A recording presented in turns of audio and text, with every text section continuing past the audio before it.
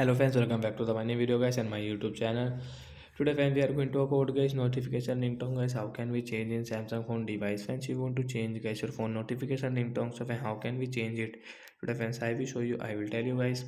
So first of all guys, you will have to on guys your phone setting to change guys your phone notification ringtone. After on phone setting we will on guys phone search bar and we will search guys phone notification ringtone. Friends, you can see notification sound setting we will tap here guys. Once you can see notification sound, again we will tap. So guys, which sound, which ringtone you like guys, you can change. I will change it to get this banjo ringtone and guys come back. Friends, you can see guys the ringtone will change fun banjo. And friends, I can increase and decrease this notification volume from here guys. You can adjust from here.